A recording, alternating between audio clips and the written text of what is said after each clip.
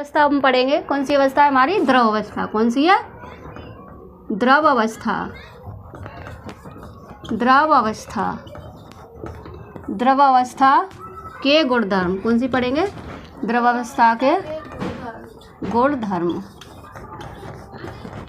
ठीक है, तो ये है बच्चों दूसरी अवस्था हमने पहली पढ़ ली, यानी पहली कौन सी थी? ठोस अवस्था के गुणधर्म। अब हम पढ़ेंगे द्रव अवस्था के गुणधर्म। तो द्रव अवस्था के नंबर एक एक करके लिखते जाओ। पहला नंबर क्या लिखोगे? पहले तो हमारी डेफिनेशन क्या होती है उसी को लिख सकते हैं। ठीक है, तो पहले लिखना द्रव अवस्था का। ठीक है, द्रव अवस्था का आकार क्या लिखोगे? द्रव अवस्था का आकार। द्रव अवस्था का आकार निश्चित नहीं होता है। क्या नहीं होता है? निश्चित नहीं होता। निश्चित नहीं होता है। ठीक है, निश्चित नहीं होता है। नंबर 2 क्या लिखोगे? नंबर 2 लिखोगे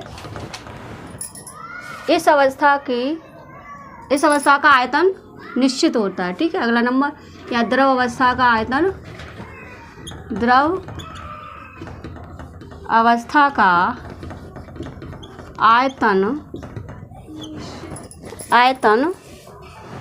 निश्चित होता है। क्या होता है? निश्चित होता है। ठीक है, तो हमारी डेफिनेशन यही तो थी। अब हमने इसे नंबर में बना दी, किस में? गुण में बना दी, प्रॉपर्टी में बना दी। ठीक है, तो हमारी डेफिनेशन क्या थी? वैसे डेफिनेशन द्रव अवस्था की डेफिनेशन ये थी कि पदार्थ की अवस्था जिसका आकार निश्चित नहीं होता है लेकिन आयतन निश्चित होता है। ये तो डेफिनेशन थी।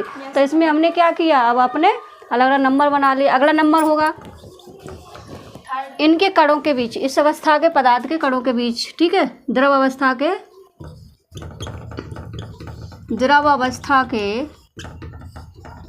पदार्थ के ऐसे लिखो, द्रव अवस्था के पदार्थ के कणों के बीच रिक्त स्थान या अंतराणुक स्थान। ठीक है, ऐसे लिख सकते हो, अंतराणुक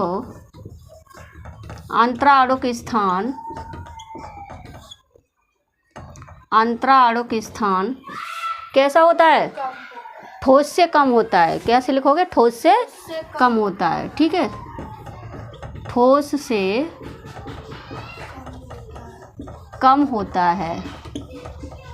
ठीक है, तो ठोस में क्या था? ठोस में ये था कि इनके कणों के बीच जो रिक्त स्थान था यानी अंतराणुक स्थान था वो बहुत कम था। ठीक है, उसके कण देव पास पास बैठे थे। जैसे मान लो हमने ये कोई पदार्थ लिया, ठोस पदार्थ है। ठीक है, तो इसके कण कैसे है? ऐसे बिल्कुल पास पास बैठे हुए हैं। कैसे बैठे हुए हैं? बिल्कुल पास पास चिपके बैठे हुए हैं। ठीक है, और द्रव अवस्था में क्या होता है? इसके कण क्या होंगे? थोड़े दूर दूर होंगे। कैसे होंगे? दूर दूर होंगे। ठीक है, तो ठोस अवस्था में जो कण होते हैं वो पास पास होते हैं और द्रव अवस्था में जो कण होते हैं वो दूर दूर होते हैं। ठीक है, तो स्थान कैसा होता है? ठोस से थोड़ी अधिक होता है ना, ये तो लिखेंगे ठोस से अधिक होता है। ठोस से अधिक होता है। ठीक है, अब लिखेंगे थर्ड नंबर। ठीक है, थर्ड नंबर लिखेंगे इनके बीच जो अंतराण्विक बल होता है। ठीक है, इनके बीच जो आकर्षित बल होता है, इनके बीच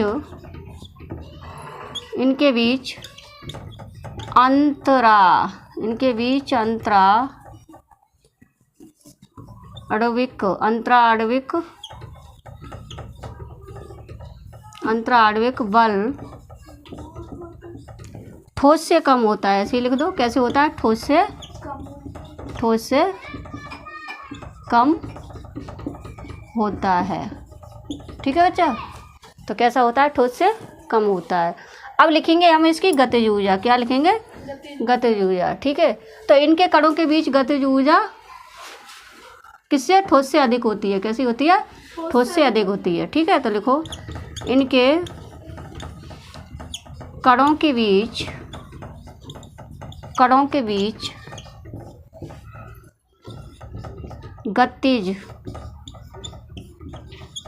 गतिज ऊर्जा किससे? ठोस से अधिक होती है। किससे होती है? ठोस से अधिक होती है। ठीक है, ठोस से अधिक, ठोस से अधिक होती है। ठीक है, समझ आ रहा है ना? कैसी होती है? ठोस से अधिक होती है। ठीक है, अब अगला नंबर आएगा